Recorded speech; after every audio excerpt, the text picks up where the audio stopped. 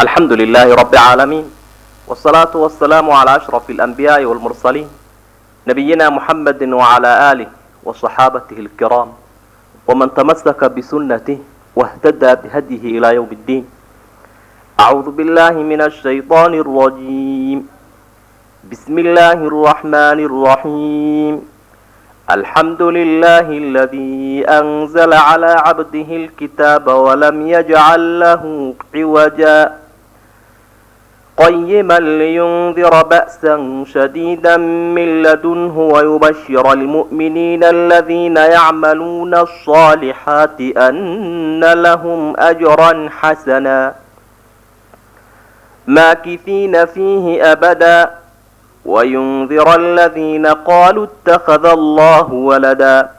ما لهم به من علم ولا لآبائهم كبرت كلمة تخرج من أفواههم إن يقولون إلا كذبا فلعلك باخع نفسك على آثارهم إن لم يؤمنوا بهذا الحديث أسفا إنا جعلنا ما على الأرض زينة لها لنبلوهم أيهم أحسن عملا وإنا لجاعلون ما عليها صعيدا جرزا. casharku wuxuu ka bilaabmayaa suuratu lkahf bilowgeeda. waxa ay ka mid tahay suuradaha maka kusoo degay. aayadaheedu suuraddan waa 8 waa 110 waana suuraddii 8-aad. fadli bay leedahay axaadiidta saxiixa ay sheegayaan inay suuraddani leeyihiin bilowgeeda iyo aakhirkeeda. oo nabigu calayhi salaatu wasalaam waxa uu xadiid saxiixa ku yidhi man xafida 10 aayaatin min awali suurati lkahfi cusima min addajaal. qofka dusha ka qabta ee xafida 10 aayadood oo suuraddan bilowgeeda ah dajaal baa laga ilaaliyaa. riwaayo kale waxay tilmaamaysaa 10 aayadood oo aakhirkooda ah qofka xafida fitnatu dajaal kaa inkaartu ku dhacday dajaalka la yidhaahdo ayaa fitnadiisa ilaahay ka badbaadinaya. saxaabi la yidhaahdo usayd ibnu xudayr ayaa isagoo akhriyaya suuratu lkahf faras uu leeyahayna ku ag xidhan yihin ayuunbuu saa u wareegaa. markuu qur-aanka daayana wuu istaagaa, marka kalena wuu didaa. dabeetii buu nabiga u sheegay calayhi salaatu wasalaam. adigu ninkii markuu soo baxay buu dushiisa eego wax daruur oo kalaa buu arkay. arrintii buu nabiga uga warramay. markaa waxa uu nabigu lahaa calayhi salaatu wasalaam taasi waa naxariista iyo deganaanshaha qur-aanka marka la akriyo soo degaya. oo runtii markaa halkaa waxaad ka arkaysaa suuraddan iyo khayrahaaba fadli qur-aanku uu leeyahay inay tahay. nimankii quraysheed markay nebiga mari waayeen mawqifkiisii adkaana uu uga soo dabci waayay bay tegeen nimanka yahuudda ee madiine joogay xaggeeda ayay u kaceen intay maka ka tegeen. waxay leeyihin balaan soo waraysana nimanka iyaga kitaab leh. way u tegeenoo waxay idhaaheen ninkan dhexdayada ka soo baxay maxaanu ku hor joogsanaa? 3 su-aalood weydiiya bay idhaaheen. 3daba hadduu ka baxo ka jawaabo macnaheedu waxa weeyaan inuu rasuul yaho wa idin raaci, haddii kalena dee wa idin iskeeri. 3dan arrimoodba suuraddan ay ku sheegayihin. awalan bal waxaa su-aashaan niman dhallinyaro ahaayoo meel gaara isku urursaday magacooda iyo taariikhdooda ka warayso. asxaabulkahfi bay sheegayaanoo suuraddu ay ka warramayso. midhka labaad nin isaguna dhulka wareegi jiray mashaariqa alardi wa mawaaribaha, bariga iyo galbeedka dhulka. bal su-aashaana weydiiya. markaa ninkanina dulqarnayn buu ahaa oo isagana qisadiisa suuraddana ka warramaysa. midhka saddexaad waxaa su-aashaan ruuxda, macnaha nafta qofka ku jirta xaqiiqadeeda. 3dii arrimoodba suuraddan baa ilaahay uu ku sheegay. inkastoo ruuxda uu tilmaamay sir ilaahay inay tahay oo aan makhluuq garan karin, 2dan arrimooda kalena waa 2 arrimood oo taariikhda ku saabsan siday ahayd baa ilaahay u sharxay. suuratulkahfi waxaa loogu magacaabay asxaab alkahfi oo qisadooda lagu sheegay awgeed, ama kahfiga godkaa la ydhaah oo lagu dhex xusay. suuraddu waxa ay koobsanaysaa 5 qiso oo ilaa dhowr iyo 70 aayadood ay ka hadlayaan. aayadaha kalena wuxuuna u badanayaan tacqiib iyo fawaa'idda iyo natiijooyinka qisadaas oo ay sheegaan. qisadan usoo horraysaa waa tan ku saabsan asxaabulkahf iyo 2dii nina midna gaalka ahaa midna muslimka ahaa ee 2 beerood kala lahaa qisadoodii. ninkii gaalka ah beertiisa ku faanayay qisadoodii. nebi aadam iyo sujuuddii ibliis uu diiday qisadii markaa khadir iyo nebi muuse dhex martay iyo dulqarnayn shantaa qiso oo shantuba runtii fawaa'id fara badan iyo waanooyin iyo qofku uu ka kasbanayo awoodo iyo mucjizooyin la yaab leh suuraddu waxay ka mid tahay shanta suuradood ee lagu bilaabay alxamdu lilah laba waynu soo dhaafnay suuratu lfaatixa iyo suuratu lancaam iyaduna waa tii saddexaad alxamdu saba iyo faatir labadaasina way dambeeyaan bismi illaahi araxmaani araxiim alxamdu mahad lilah ilaahay baa iska leh alladii ilaahay baa mahadle anzala soo dejiya calaa cabdihi lkitaab addoonkiisii qur'aankan kusoo dejiyey walam yajcal lahu ciwaja qur'aankii mid qallooca kama dhigin ilaahay qayiman mid toosan xaaluyi liyundira si uu nebigu ugu digo dadka ba'san shadiidan balaayo daran oo min ladunhu ilaahay xaggiisa ka imanaysa cidda rumayn weyda ku imanaysa si uu dadka uga digo wayubashir almu'miniin dadka rumeeyey qur'aanka si uu ugu bushaareeyo aladiina yacmaluuna asaalixaat kuwaasoo camalada fiican samaynaya mar walba muxuu ugu bushaaraynayaa ana lahum ajran xasana abaalmarin fiican inay leeyihiin maakifiina fiihi abadan ajrigaa ee wanaagsan bay ku waarayaan iyo jannada u keenay mahad ilaahay baa leh min baabi tacliimna waa noqon kartaa quluu alxamdu lilah wardadow ilaahay baa idin tacliiminaya alxamdu lilaahi dhaha ilaahay waxa uu mahad ku yeeshay nicmada addooma la siiyo tii ugu weyneyd oo nicmada diinta ah waa tan waxyiga kitaabkan uu soo dejiyey nicmo runtii insaanku helo tii ugu horraysa wey maxaa yeelay baashan adduunyada ah waxeedu dee marna way baxaan marna way yimaadaan laakiin qofka haddii uu waayo qiyamka diiniga hadduu waayo adduunyaba ha haystee nolol ma leh xamdigu waa laba qaybood mid ilaahay si toosa loo mahadiyo iyo mid makhluuqaadka aada mahadiso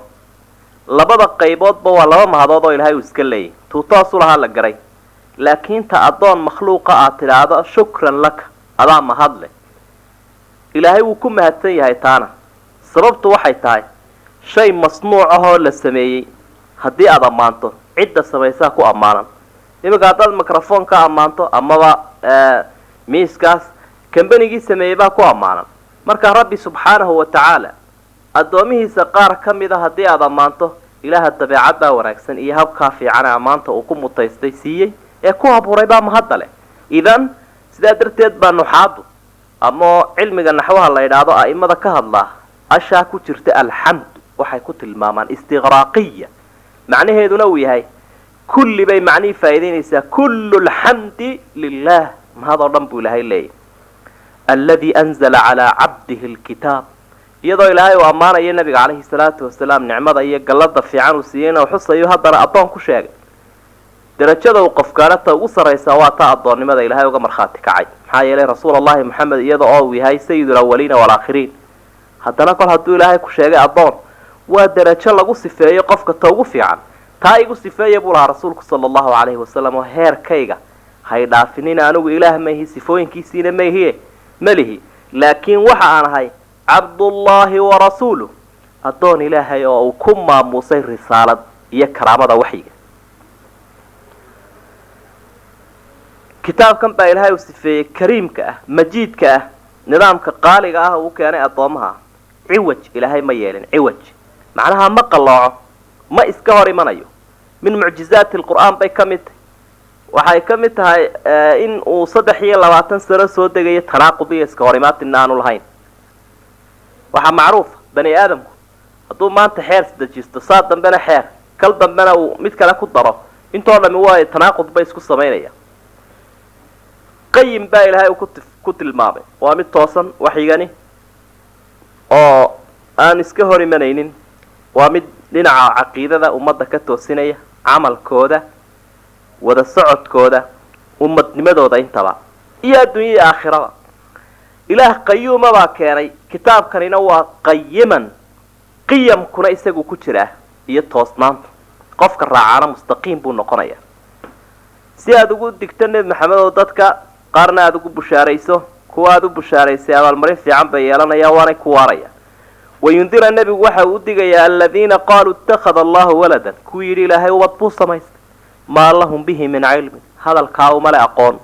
walaa liaabaahim aabbayaashoodii sidan odhan jirayna daliiluma hayaan gaalnimadaa kaburat way weynaatay hadalkaa ay yidhaahdeen kelimatan kelmad ahaan bay u weyntay qoraahdoodaasi takhruju min afwaahihim afafkooda ka soo baxaysa in yaquuluuna maa yaquuluuna ilaa kadiba been waxaan ahayn ma odhanayaan. nebigu wuxuu digniin siinayaa dadka ayaan darradu ay ku dhacday ee qiyam ka faa'iidaysan kitaabkaa qayimka ah ee toosan. waa kuwa ilaahay awlaad u sugay, bal hadda arrin diineedna way sheegayaan iyo masale caqiidaa, cilmi la-aan iyo aqoon la-aanna way ku leeyiin iyaga iyo aabbayaashood. ilaahay xaqiisiiyo cid kala siiyin weeye. idan wuxuu rabbi tilmaamay kelmad af ka soo baxda ta ugu foosha xun inay tahy, waana been cad baa ilaahay uu tilmaamu ka markhaati kacaya subxaanahu wa tacaala. falacallaka baaqicun nebi maxamedo waxaad u dhowaatay inaad halaagto naftaada inaad halaagto calaa aahaarihim raadkooda u daba socoto in lam yu'minuu haddii aanay rumaynin bi hada alxadiid. qur-aankan haddii aanay rumaynin saaad u daba guclaynayso inaad naftaadii halaagtaad u dhowaatay asafan xusni iyo murugo darteed. innaa jacalnaa waxaanu yeelnay buu ilaha yidhi maa cala alard dhulka waxaan dul saaran ziinatan laha bilic bay u tahy linabluwahum si aanu iyaga u imtixaano ayuhum kooda axsanuu wanaagsan camalan xagga shaqada. tasliya ayay tani tahay tathbiitu fu'aadi rasuul sala allahu calayhi wasalam, nebiga qalbigiisa oo ilaahay uu dejinaya wey. marba wixii dhib ee soo gaadha ayuu ka safaynaya. rasuulku waxa uu ahaa nebiyu raxma waa raxmatan lilcaalamiin, raxmatun muhdaa, naxariis ilaahay ummadda u hadeeyo caalamkao dhan u abu aha. ummaddu inay mar walba badbaadaa buu jeclaa. haadaan iyo gooqarkii haddii ay sii taagayeen inuu guntiga ka soo qabanayay bay ahayd.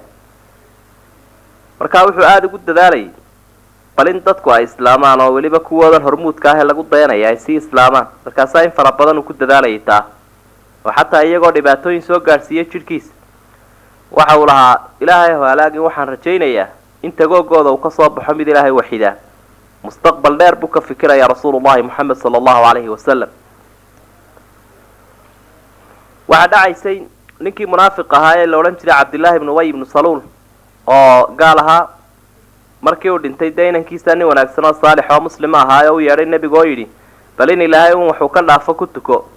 intuu nebigu u yimi halka naxariistu ay ka gaadhay ayuu ninkaa jilbaha duldhigay gacmahana waa ka kala riday. markaasuu dabeetana rasuulku sala allahu calayhi wasalam wax ku tufayay khamiiskiisina kolkii dambe waa siiyey. walaa tusalli calaa axadin minhum maata abada. waa markii dambe ilaahay dabeedna waa kii u diiday yidhi mid iyaga munaafiqiinta ka mid ahoo dhintay ha ku tukani. adeerkii abu aalib rasuulku waxaynu ogsoonay sala allahu calayhi wasalam ilaa naftu ay ka baxaysay inuu shahaadada la dul taagna.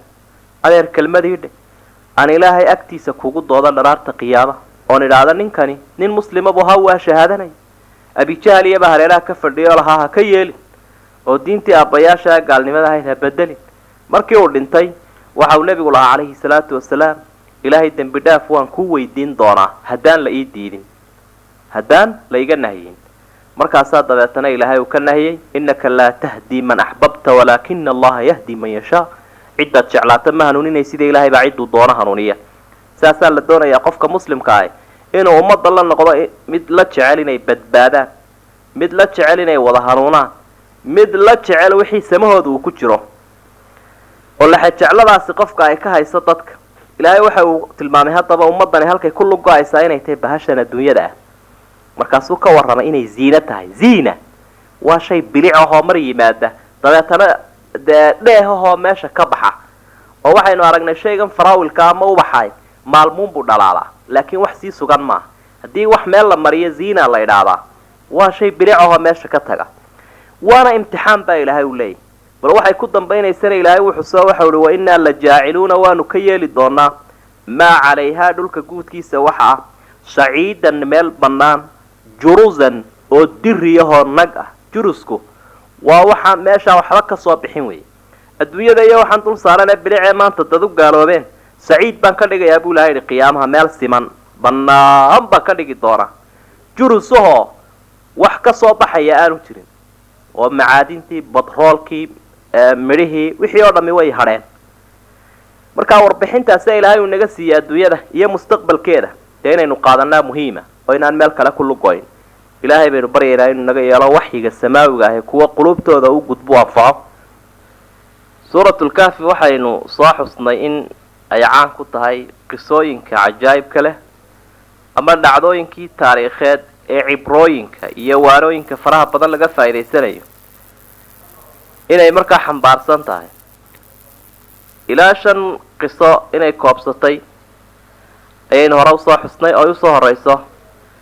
qolada la yidhaahdo asxaabul kahf qisadooda. asxaabul kahfi waa qoladii godka gashay weeye. qisadooduna aayadan 9aad ayay ka bilaabmaysaa in doorana waa socon doontaa oo ilaa duruusta dambe waynu ku arki doonaa. marka ay ka waramayaan aimadu waxay sheegaan dee sidan qur-aankuba uu inooga warramay waa inta u raajixsano runtii inta waxyiguu sheegaya mar haddii qadiyaddu ay tahay taariikh midhka ugu sugan ay ku habboon tahay in la raaco waxa weeye aayaadku ay sheegayeen ama axaadiidtu nebigu calayhi salaatu wasalaam ay xusayso. nin boqore ayaa jiray magaciisana mufasiriintu diqyaanuusiya waxay yidhaahdaan meelaha ardu shaam buu joogay dabeetana gaalnimada ayuu dadka ku cadaadin jiray. qofku iimaan ka dareemana dee sidan imikaba iska caadiga ee gaaladu ay isticmaalaan had walba cadaadis gaar ah ayuu saarayay. dabeed markii dambe ololo kulul buu sii qaado dadkii mu'miniinta ahaa ayuu ka kala eriyey meeshii. waxa u badnaa dadkii ka yaacay magaalada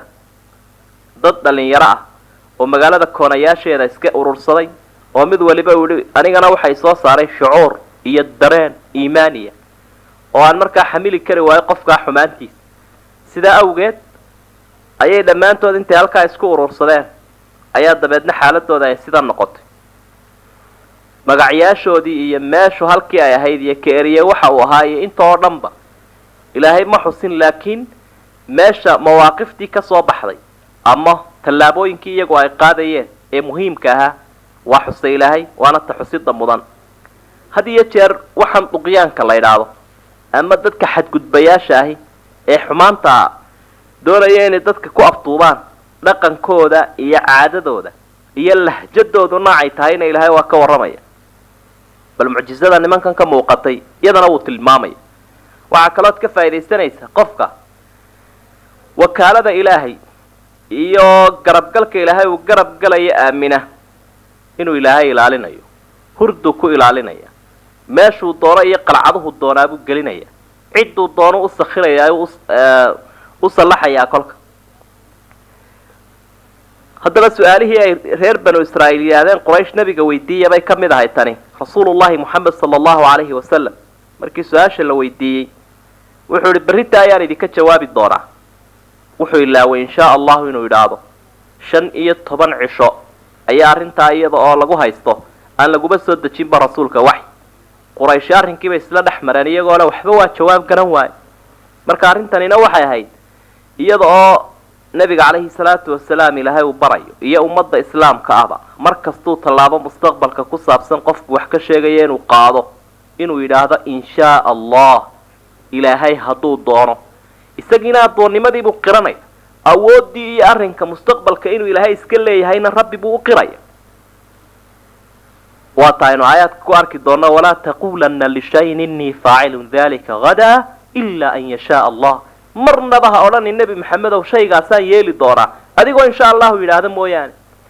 hadduu ilaahay u saamixi waayo nebiga taa yuu saamaxayaa kale. mid waliba wuxuu odhanayaa innaga waxaasaanu mustaqbalka yeeli doonaa, gaar ahaan dad badan oo mas-uuliyiin oo intay meelisa soo taagaan fagaalaha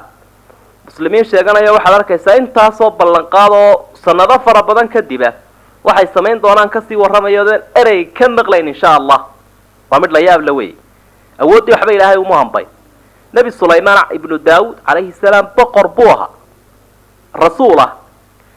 maalinkii dambe wuu qiirooday oo waxau idhi ballan waxaan ku qaaday inaan caawa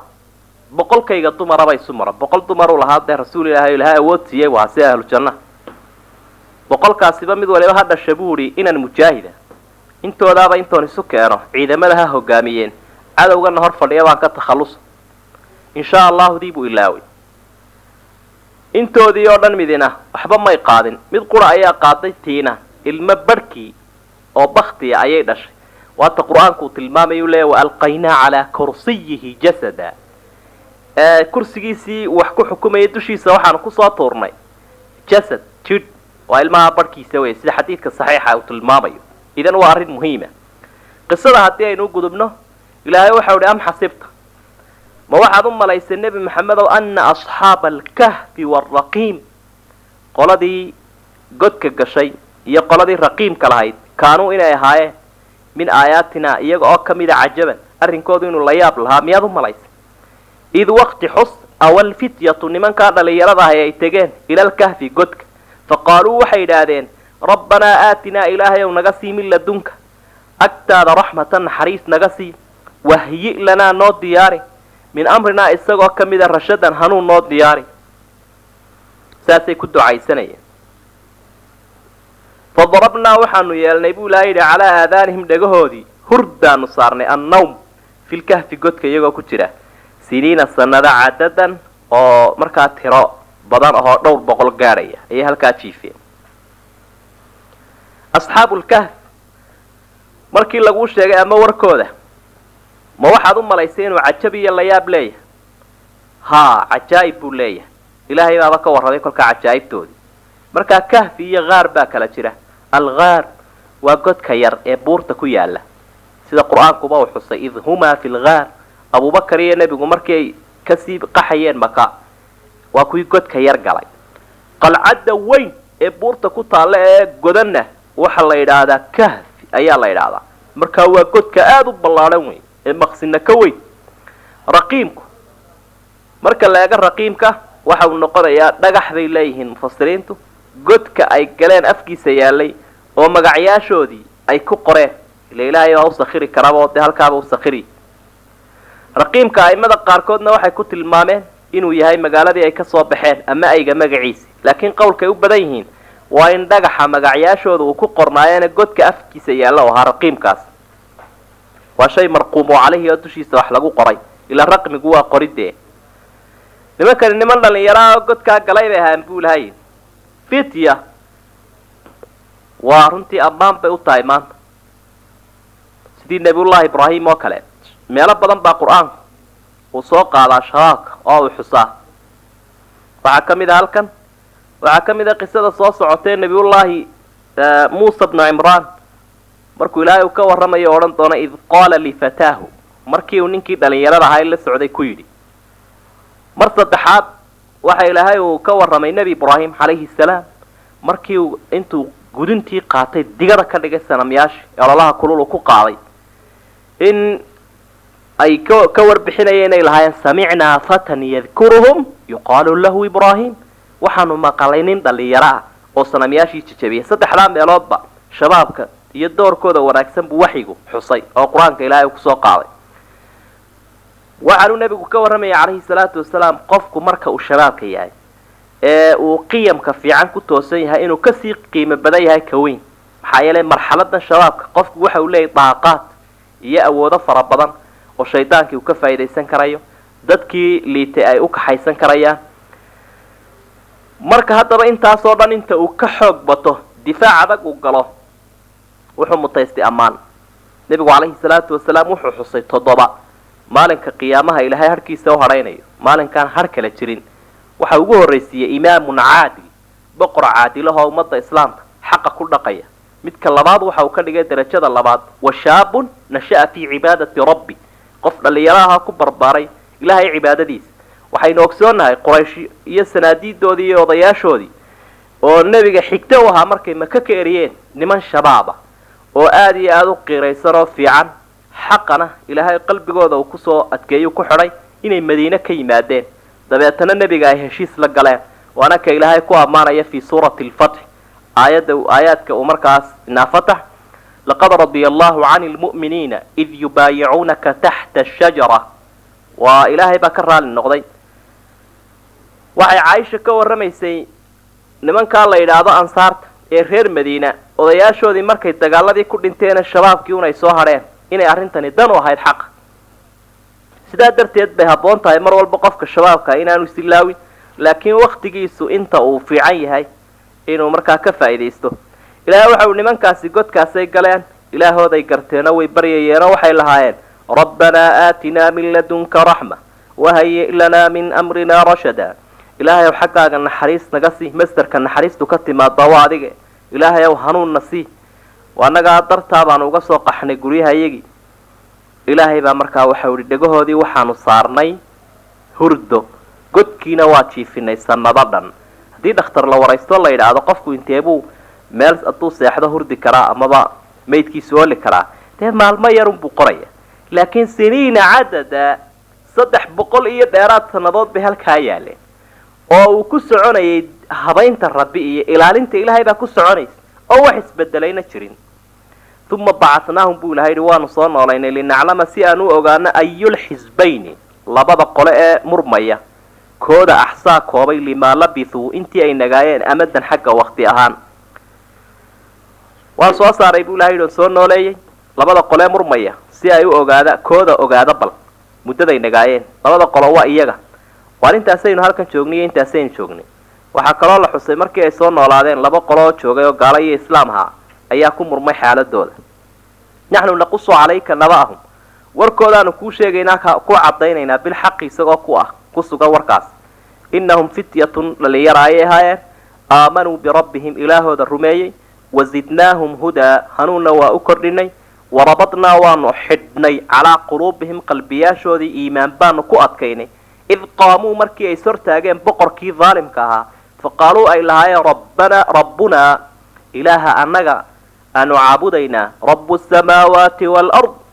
كأبو ريس موين كي يدول كوي لن ندعو من دوني انت يساق كسو كيسا عابد مين إلها إله كلا لقد قلنا وانو نري إذن حتى نعيد كلا عابدنا شططا هذا الباطل بان نري وانا منك حالته ودستاعي وفيعني warkoodo xaq ana ku sheegayaba ilaahay oo taskiye loo baadi doonay ilaahay xaq abu ka soo fulay niman dhalinyarada ay haayeen ilaahay bay rumeeyeen hanuunkana waa loo sii badiyay iimaan qalanay ayaa qalbigooda ilaahay ku adkeeyay sida darteed ba markay boqorkii iyo zaalimiintii sortaagay waxay lahaayeen nooma ilaahay hidanaga sanamkaagaasina nooma ilaaha ilaahayagu waa rabbus samaawaati wal ard cid kaloon isaga hayna ilaah ka dhigan mayno haddaanu cid kale ilaah ka dhiganana hadalkayagu waxa uu noqonayaa shadadku waa hadal dambiya waa hadal ifmiya waa hadal been abuurada oran mayno naga suuroobi maayo sidaas ay yiraahdeen halkaa waxaad ka aragtay kelmad xaq inay ka hor yiraahdeen ka zaalimka ah jihaadka ugu weyn buu tilmaamay rasuulku sallallahu alayhi wasallam kelmadda xaq ah oo laga hor yiraahdo qofka hormuudka zaalimka ah marka xaaladoodu sidaas ay ahayd sida suuratul kahf qisadaynu ku dhex jirnay waxay ahayd qisadii qoladii asxaabul kahf oo ilaahay uu soo xusay qisadoodu inay tahay mid cajab iyo la yaab leh ilaahay waxa uu soo cadeeyay subxaanahu wa tacaala aniga ku waramaya baa uu nabi maxamed niman dhalinyaro bay ahaayeen oo ilaahay rumeeyay hanuuna ilaahay waa u kordhiyay qalbigoodana iimaanka ayuu ku xidhay way kaceen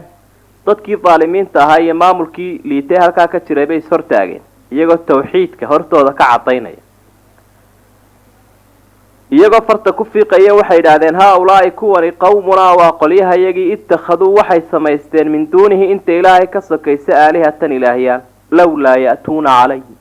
bal caabudidda ay caabudaan may keenaan caabudidda ay caabudayaan bisultaanin bayinin may daliil cad u keenaan faman adlamu yaa ka gardaran ممن افترى قفك كو أبورتي على الله إلهي كذبا بين قفك كو أبورت وحانوا وقلين عالم كشيغي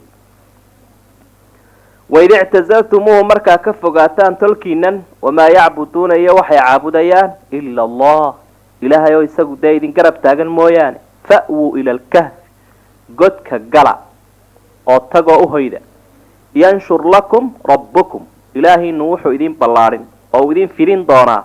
من رحمته نحريستيس ويهيئ لكم وحو إذين ديارين دورا من أمركم يدعو أرنكينا أي كمتها مرفقا دبع سنان يأرين سهلا قل دودي أي ساوي أجين وحيارك يارين مشركيهين وحيارك يار مسكحدي إيا أقونتي في عنايد اللسي إناني كفايديني وحيارك يار مدحودين من جهودي الله علي مركاسا waxay yiraahdaan bal kuwan in hortaagani waa qoliyeeniye idaan ilaahay ahayn ayay ilaah ka dhigteen ittaqadu min dunihi aaliha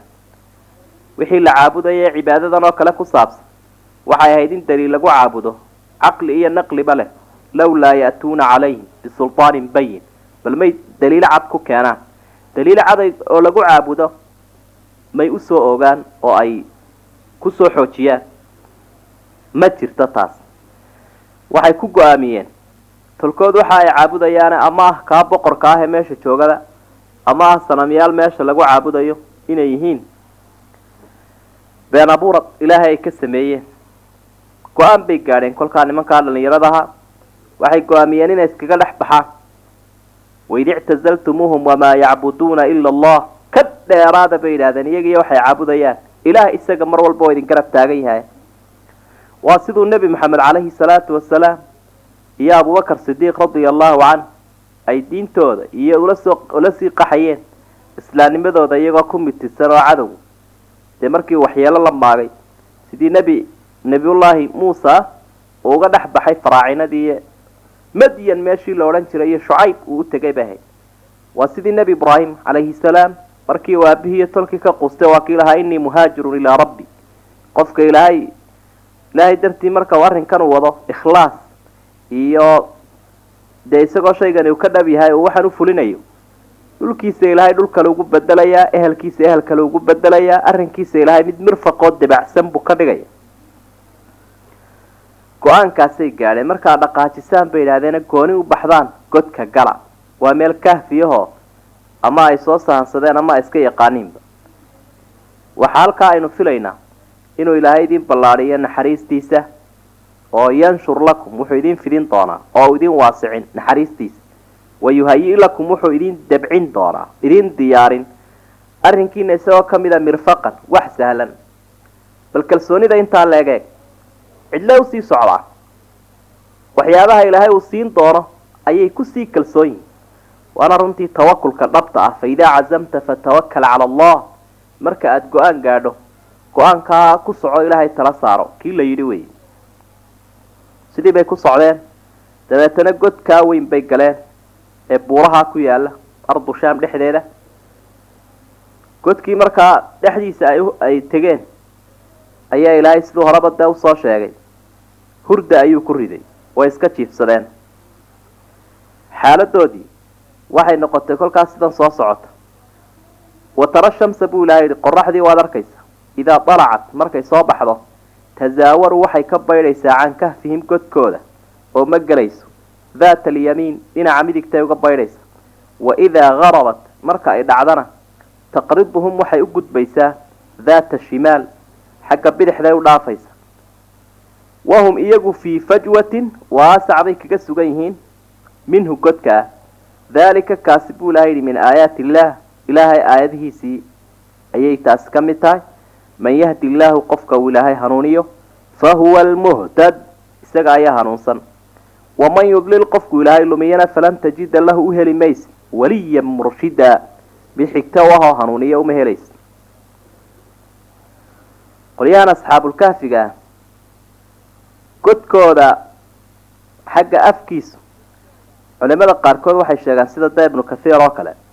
in afkiisu uu shimaal u jeedo oo jihooyinka afarta ah waqooyi shimaal baa laydhaha januubna hawdna januub baa laydhaha galbeedna qarbi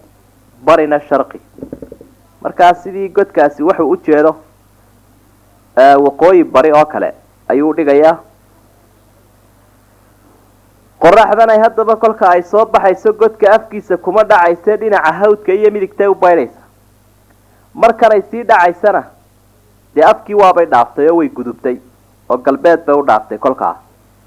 bal arrintaa ilaahay tabaaraka wa tacaala rabbi baa ilaalinaya makhluuqaadkiisa kuwii wax isyeelaya buu kala ilaalinaya tabaaraka wa tacaala qoraxdan ay ma'muura wey iyaduba sida kuwan asxaabulkahfigu ay makhluuq yihiin unba iyana makhluuq u tahay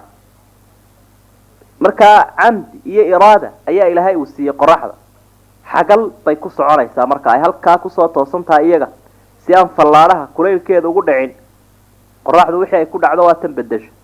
xagal bay ku dhufanaysaa markaa dhinaca hawda afkiisa kuma dhacayso daata alyamiin taswaru mid kastaba ahaado dhinaca waa isku macnoon qirooyinkaas qirooyin sugan oo nabiga kasoo wada arooray midigtay u baydhaysaa kolka kolka ay dhacaysana taqriibuhum way gudbaysaa waanay dhaafaysaa dhinaca shimaalka iyo waqooyi waxay u dhaafaysaa galbeed saasaa ilaahay uu ku xusay nebi ambiyada ka mida buu nebigu ka warramaya calayhi salaatu wasalaam oo isagoo dagaal ku jira qoraxdii ay gaabatay qoraxdiibu ayuu markaas si loogu joojiyo ayaa arji buu diray ilaahay isagoo la hadlaya qoraxyaa waad amran tahay bu aniguna amar baan ku socdaa amar baan kula dagaalamayaa cadowga biidni illaahi tacaala iigu hako sidii bay markaa ugu hakatay dabeedna dee cadowgiibuu ka takhallusay kolka waxaan waa makhluuqaadkan ilaahay tabaaraka wa tacaala way u sahlan yihiin dadka saalixiinta ah iyo cidda ilaahay ka amar qaadanaysa oo rasuulkaba sala allahu calayhi wasalam mucjiza ayay u ahayd dayixii cirka joogay inuu soo kala dilaaco maka hareeraheeda uu kusoo fadhiistay fajwadan ilaahay uu tilmaamay waasac wey godkani waasac buu yahay haddaba tacqiib baa ilaahay uu ku sameeyey oo waxa uu dabageliyay aayaadka bal waxaynu ka faa'iidaysan lahayn oo qur-aanku had iyo jeer qisaska uu sheegayo inaanay ahayn taariikh keliya laakiin ay yihiin wax laga kasbanayo inay jiraan oo waayo aragnimo iyo faa'iido iyo wacdi iyo waano ayaa halkan aad ka faa'iidaysanaysaa dalika min aayaati illaah aayadihii ilaahay iyo mucjisooyinkii weeye taasi qofku ilaahay hanuuninaya ku hanuunaya kii kalena waa kaa hallaabay wey mar hadduu hallaabayna falan tajida lahu waliyan murshida dee cidaan ilaahay ahayna u gurmata ama hanuunisa ma helaysa maxaa yeelay ilaahay huwa aladii arshada haaulaai alfitya ila alhidaayati min bayni qawmihim dhalinyaradaa asxaabulkahfiga ka hanuuniyey waa isaga iyadoo hadda ummad dhan uu ka soo saaray wataxsabuhum buu ilahay yihi waxaad u malaynaysaa asxaabulkahfiga ayqaadan inay soo jeedaan wahum ruquud waanay hurdaan wanuqalibuhum waxaanu u gedgediyeynaa daata alyamiin dhinaca midigta iyo wadaata shimaal dhinaca bidixda ayaa loo rogrogaya si aan ciidda u cunin wakalbuhum aygoodii la socdayna baasitun waxa uu fidiyey diraacayhi labadiisa jeeri buu ku fidiyey bilwasiid albaabka sidii wax gaadh oo kale law iطalacta calayhim haddii aad sidaa u milicsan lahayd intood ishortaagto godkaa la wallayta waad jeedsan lahayd minhum xaggooda firaaran adoo kasii cararaya haybadda halkaa saaran wala muli'ta waa lagu buuxin lahaa minhum dartood eegiddaa adeegtay rucban argagax halkan waxa ilaahay uu soo hordhigaya ina soo horkeenayaa sawirkoodii ilaahay baa wax tilmaamay og tabaaraka wa tacaala sidii aynu cajalad fiyo saa uga eegayno oo kale oo imika aynu daawanayno ayaa ilaahay horteenna u keenaya isaga ayaa khabarkiisa uu sugay isaga ayaa yaqaana dadkan uu abuuray maskaxdooda yara daciifka ah usluubka ugu habboon ee wax loogu sheegi karo sidaa darteed baa waxyiga marka ama wax ka qisoonayo ama masal iyo tusaale dhexdiisa uu inoogu yeelayo waxa uu yeelaa si insaanka soo jeedaa aada ugu degaysa uga dhaadhacaysa asxaabulkahf haddii aad sidaa u eegto waxaad moodaysaa buu ilahay inay yihiin kuwa baraarugsan ayqaadan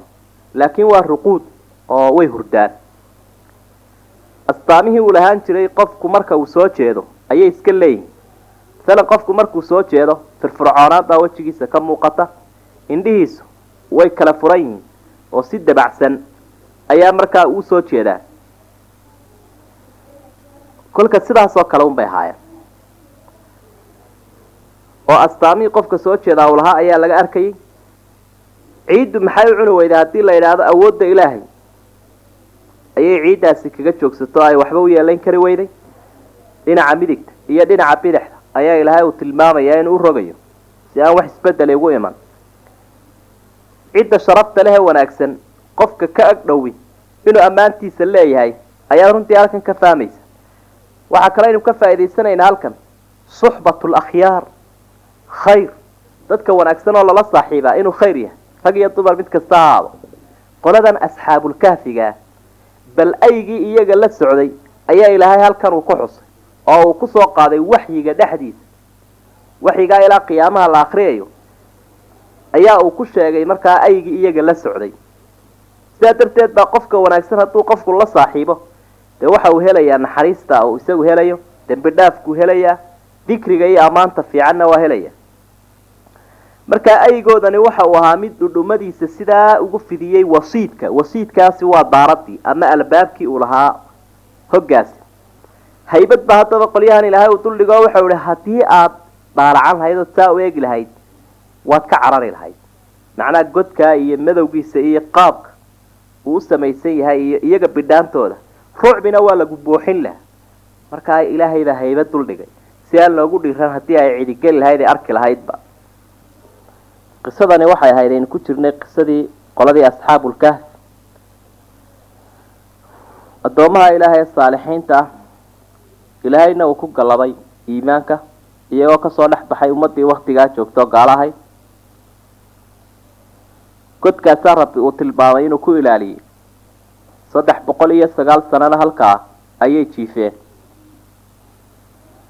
waxaa haddaba halkan ilaahay uu ka warramayaa inuu soo toosiyey arrinkoodiina uu isbedelay 309 sano kolkii ay dhammaysteen bay soo tooseen ay soo noolaadeen wakadalika buu ilaahay yidhi sidaasoo kaleanu bacasnaahum usoo noolaynay liyatasa'aluu baynahum si ay isu su-aalaan dhexdooda intii ay halkan joogeen qaala qaa'ilun minhum mid qoladii asxaabulkahfiga ka mid ahaabaa waxa uu yidhi kam labist waar intee halkan joogteen iyagii baa iswaraysanaya qaaluu waxay yidhaahdeen kuwii u jawaabayay labithnaa yawman aw bacda yawm maalin baynu joognay ama maalin barhkii qaaluu waxay yidhaahdeen rabbukum aclamu ilaahiina ayaa ogi badan bimaa labistum muddadaa joogteen rabbi unbaa oge fabcathuu axadakum midkiin dira biwariqikum haadihi lacagtiinan ha qaado oo lacagtan u dhiiba ila almadiinati magaaladan agteennaynu ka soo baxnay ha tago falyandur ha eego ayuhaa magaalada halkeeda askaa طacaaman wanaagsan xagga raashinka bal qaybta raashin wanaagsan ha inoo soo baadho falya'tikum ha idiin keeno birisqin minhu baahi baa ilaahayna hayse birisqin arsaaqad iyo raashin ha inooga keeno halkaa walyatalaqaf hana isqariyo walaa yushciranna bikum yuu idin ogeysiinin axaddan qof bal cidinaya idin ogaani waan soo nooleeyey buu lahayn bacti baan ku sameeyey maxaa yeelay soo toosintoodani waxay markaa daliil u tahay oo muujinaysa inuu ilaahay soo saari karo tabaaraka wa tacaala bani aadamkan intuu adduunyada ka tegay kadib ilaa caalamul aakhira in fara badan oo bani aadamka ka mid a baan rumaysnayn oo diidan kuwa waktigan asxaabulkahfiga lasoo toosiyey dadkii meesha ku dhaqnaana sida aayadda dambe 21 aynu ku arki doono iyaguna waxay ahaayeen dad diidan qiyaamada cid kastoo ilaahay uu soo nooleynaya haddii ay tahay dadkii nebi muuse la socday ee intoo la dilay lasoo nooleeyey haddii ay tahay alladii mara calaa qarya aw kaladii mara calaa qarya oo aynu kusoo marnay suuratulbaqara oo isagana 100 sano la jiifiyo la dilay haddii ay tahay dadkii nebi ciise uu soo nooleynayay intoo dhamiba waxay noqonayaan awoodda ilaahay ee dhammayska tiran bay muujinaysaa tabaaraka wa tacaala nimankii kolkii bacfigaa lagu sameeyey lasoo saaray wayse su-aaleen dhexdoodii mid iyaga ka mida baa yidhi talo halkan intee joogteen qaarkood baa yidhi maalin qaarna waxay yidhahdeen maalin barhkii dee ama maalin barhkii way kala saari waayeen dabeetana dhinacan kale u jeesteen halkaa waxaad ka arkaysa idraag insaanka macnaa awooddiisa waxgarad iyo inta uu yahay mid qayuumahoo soo jeedaa waa wax yarba mar waxa uu yahay mid dee xanuunsanaya oo kooma galaya oo haybuuba oo isbedelaya mar insaankii waxa uu yahay mid waalanaya mar waxa uu yahay mid seexanaya mar waxa uu yahay mid dhimanaya maraaxilka noocaasi heerkaa uu marayo dee isbedel baa ku yimi combyuutarkii la dhex dhigay maskaxda sidaa awgeed shaqadiisii baa istaagaysa markaa qofkii waxa uu noqonayaa mid wax iska bedeleen buu noqonayaa wixii hore iyo waxa dambe xiriirka ay leeyihiin muddada uu sidan ahaa ma garan karo insaankaasi sidee buu ilaahay ula murmi karaa awooddiisuba heerkaa gaadhsiisantay isaa daciifka u ah arrinkii kolkay kala saari kari waayeen waxay yidhaahdeen iska daaya taasoo intaa joogteen ilaahay baa oge waa dad ilaahay rumaysan oo saalixiin oo fiican bal mid idinka mida wariqiinan u dhiiba bay yidhaah wariqu waa lacagti magaaladan hala tago magaaladay sheegayaan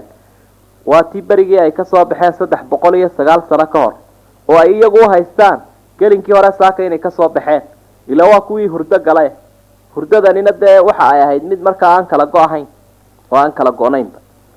نكينا عن سيدر دار نبي لهذين هبل كهلك الراشين كأنه قصوا قاضي يو فلينظر أيها أزكى طعاما بل هلك أول أكثر راشينك وهايدين كانوا أرزاقد كم ذا dadkaasi waxay hayaan sidaas ay ku dhaadeen hana isqariyo cid uu idin ogeysiin oo markaa waxa ay leeyihiin xadirkiisa iyo digtoonidiisa ha qaato wal yatalattaf ha isqariyo wala yush'iranna bikum idinka uu idin ogeysiinina xadana cid halka qofka muslimka waxa aynu ka faa'iideysanaa aayad inuu yahay qof digtoon oo aan ahayn gaafil oo aan ahayn sirtiisa mid fashilinaya ilaa nabigu wuxuu lahaa arrimihiina sirta la kaashada حيال قفك صار نعمله ومحسود وهو الحاسدية marka intii qofka wixii si xaasnimada lagu fashilin lahaa inuu isasturawi saanka nabigu kaleey salaatu wasalaam gaalada markuu dirayo inuu soo sugo isna ilaaliyo ayuu markaa fari jiray nabiyullah yaqub inamadiisii markii uu diray kaleeyhi wasalaam dhamaantoodba uu u diray ardu masr si raashinka uga soo qaadaan waxa uu lahaa wadkhulu min abwaab mutafarriqa bal albaaba kala tagsan kala galab uu lahaa si aan cadowgu idinku soo jahaysan marka dadka muslimiinta cadowgu ka faa'iideysanaya ama dacfiga faraha badan ee ku yimi ama wixii fashalkoodu badan yahay nidaamkoodii wanaagsanaa sirta laha islaamka ka leexdeen waa midaynu marka aayada ka faa'iideysanayno waxa kale inuu ka faa'iideysanay qofku inuu tawakkul la imanayo ilaahay uu tala saaranayo haddana arrimihiisa uu isku habaysanayo oo de markii ay safrayeen safarka ilaahay dartiya hijrada markii ay galayeen tahaydoodii bay qaatay ilaa waa kuwan warqiga lacagtii iska sita qofku wixiisa inuu wax wanaagsan ku iibsadana waa laga faa'iideysanayaa sida asxaabul kahfi guba ay leeyihiin waxa marka aimada ama culimada hadiya jeer culumta quraanka ka hadla faniga la ilaa culumul quraan aad looga fahmaya inay yihiin jazaahumullahu khayr ilaahay akaga abaaliya khayr dad quraankan kariimka ku dadaalay inna nahnu nazzalna dhikra wa inna lahu lahaafidun dadka ilaahay uu ku ilaaliyayna quraanka inay iyagu yihiin darteed baa quraanka kariimka marka ay ka waramayaan guud ahaantiisa waxa ay ka waramaan waliyatalattaf fa'ada ku jirtaa inay kala barayso xuruufta quraanka oo dhan oo quraankii waa 30 juz 60 xisbi weeye oo juzkii waliba waa laba xisbi aayadihiisii marka la eego waa 6200 iyo 36 aayadood tirada uu misxafku ku qoran yahay marka la eego laakiin sad afartan lixaad 6000 iyo 600 iyo 66 taas iyadu mid jirta ma ay Soomaalidu isku salaamaan marka laga soo gudbo taasi xagga kalimaadka ay noqoto dhowr iyo 70000 oo kelmadood inay quraanku yahay bay sheegaan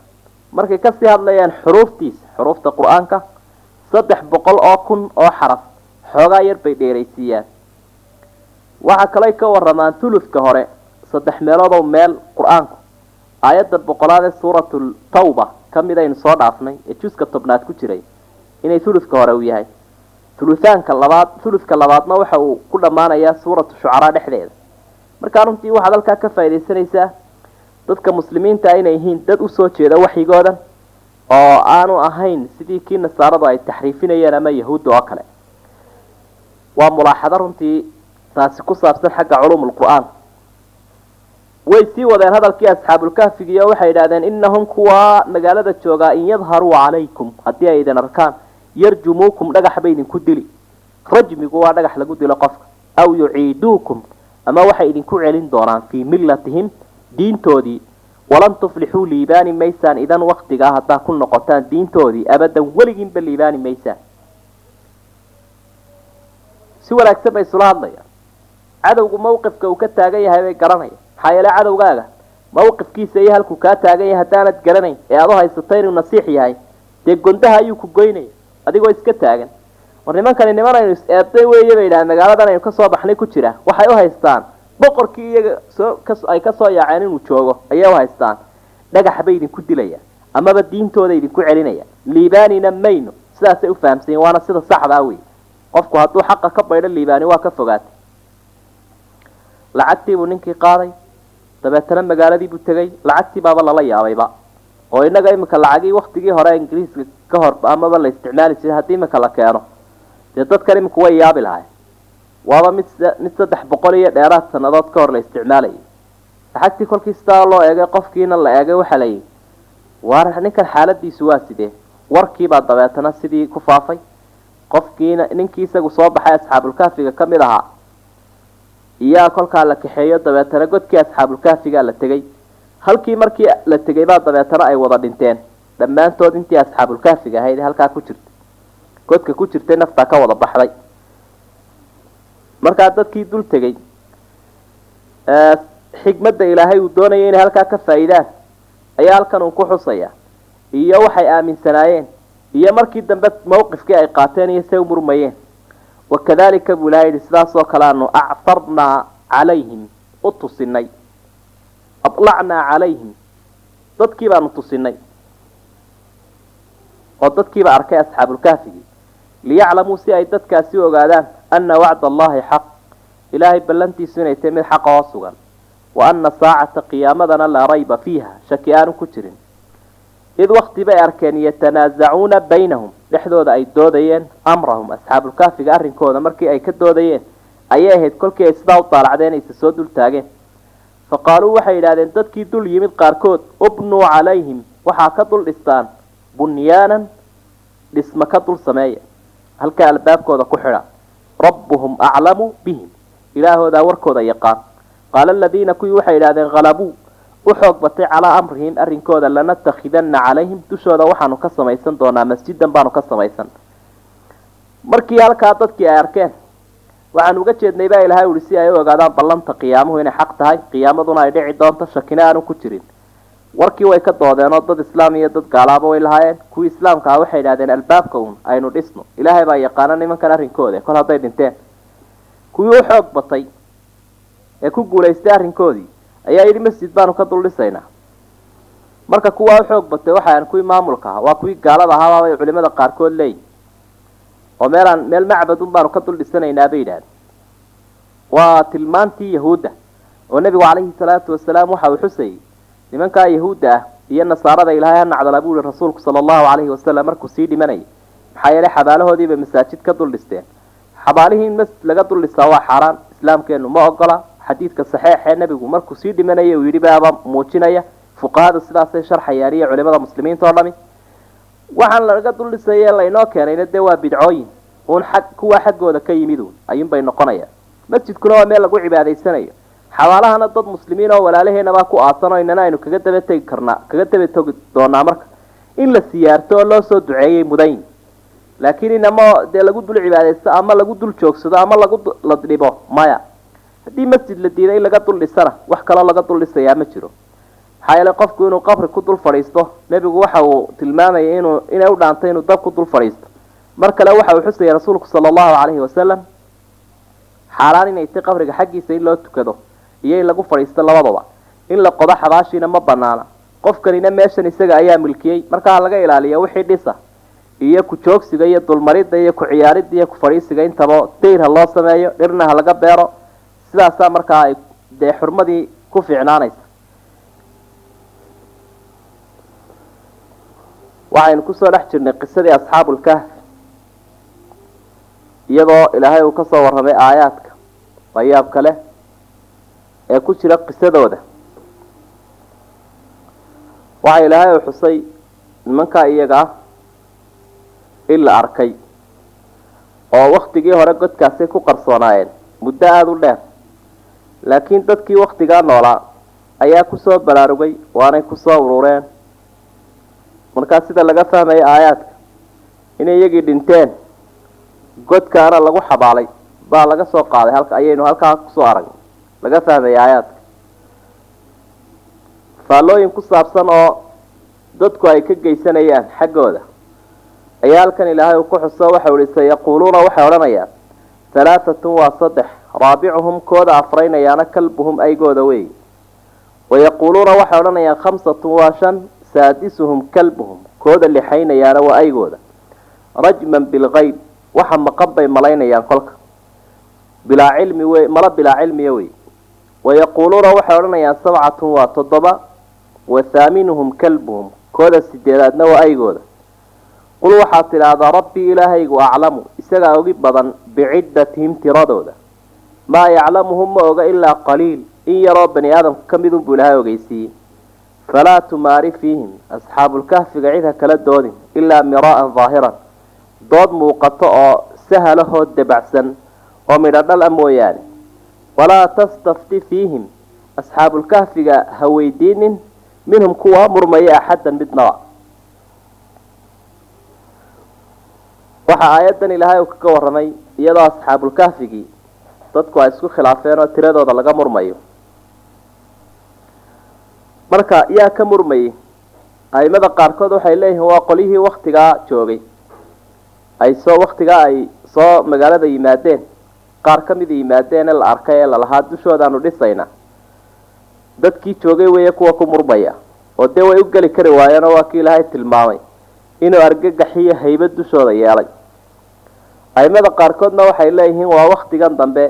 ee nabiga caleyhi salaatu wasalaam ilaahay uu soo saaray ee qur-aankuba uu soo degayay ayaa dadka qaarkood ay ka murmayaan sidii yahuudda oo kale iyo kuwa nasaarada ah iyo ilan taariikhdooda waa la hayay asxaabulkaafige ayay kasii murmayeen markaa kuwaas qaar waxay yidhaahdeen waa 3 oo aygaa ku 4 waa 5 oo waxa ku 6 ayga labadaa qolo saasay markaa qoloba lahayd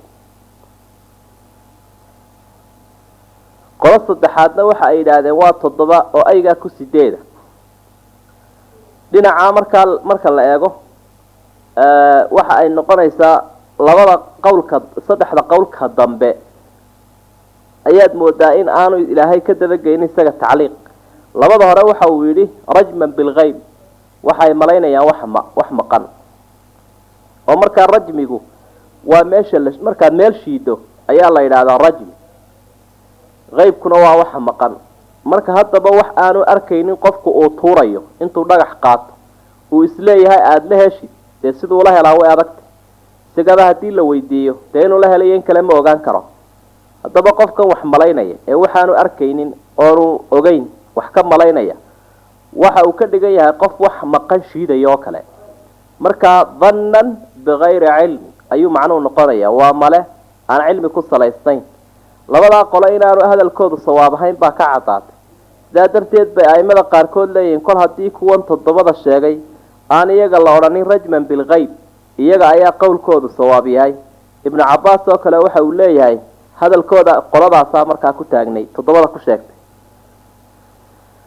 ilaahayna waxa uu markaa xusay inuu cilmigooda isagu tiradooda aada ugu aqoon badan yahay dadkana in yar ogeysiiyey ibnu cabaas oo kale waxa uu leeyahay qaliilkaasa ka mid ah dee koluu nabiga ka ogaadayna calayhi salaatu wasalaam dadka kala doodin asxaabulkahfiga ah ilaa miraa'an daahiran dood sahlan oo doodaa markaa sahlani waa ta fiican xikmadaysan qofka anfacaysa walaa tujaadiluu ahla alkitaab ilaa bilatii hiya axsan dadka ahlulkitaabka ha kala doodina ilaa arrinta wanaagsan un kala dooda midhka kale ee nabiga loo diiday waxa weeye inuu asxaabulkahfigan cid ka waraysto oo weliba kuwan ku murmaya uu ka waraysto markaasaa ilaahay uhi walaa tastafti ha cilmi weydiinin axaddan minhum kuwa murmaya mid ka mid a fiihim asxaabulkahfiga iga warrama ha odhanin sababtuna waxay tahay qofka cilmiga doonaya waxaa shardiya in uu dee ka cilmi badan yahay ka la weydiinaya oo ka la weydiinaya waa inuu cilmi badan yahay ka weydiinayaana waa inuu cilmi yar yahay haddii haddaba ay dhacdo sidaa cagsigeed waaba sida sugane oo qofkii wax weydiin lahaa uu isagu yahay dee kii cilmiga badnaa dee kan kale inuu weydiiye maaha markaa nebigu calayhi salaatu wasalaam waa iska macruuf in aanu cilmi uga baahnayn nimanka ahlulkitaabka ah isaga laakiin ay tahay inay cilmi soo moodaan markaa cid adigu waxba ha weydiin waxaynu ka faaidaysanay aayaddan lala rafiiqo ama laba saaxiibo dadka wanaagsan macnaha suxbatul akhyaar dadka fiicfiican oo lala saaxiibo in qofku darajo weyn uu ku gaadhayo shaygan bahaa-imka ah ama xayawaanka ah ee ayga ah ilaahay qur-aanka dhexdiisa ayuu ku sheegay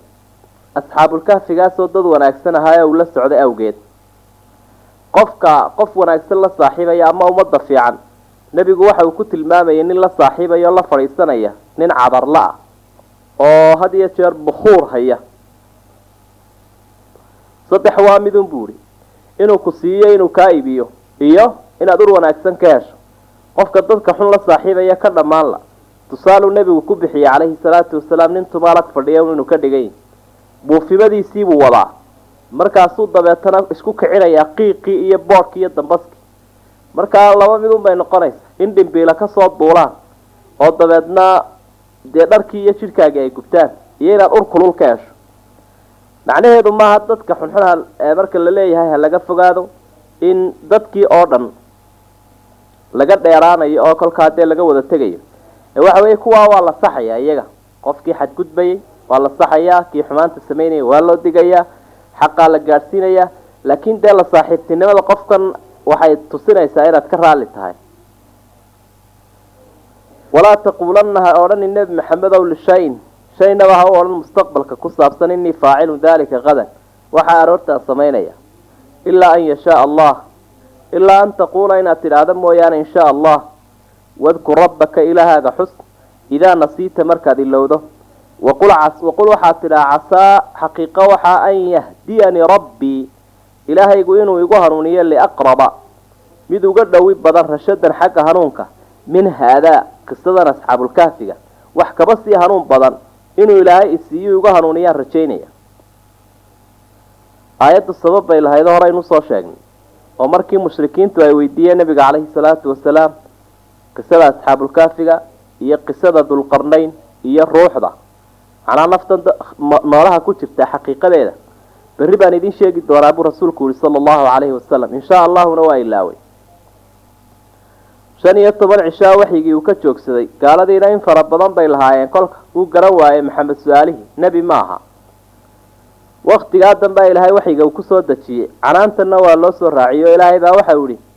ha odhanin shay mustaqbalka ku saabsan nebi maxamed oo aroortaan samaynaya adigoo insha allahu raaciyo mooyaane insha allahuda haddaad ilowdana markaad xusuusato ka dabagee ilaahayna sidan u bari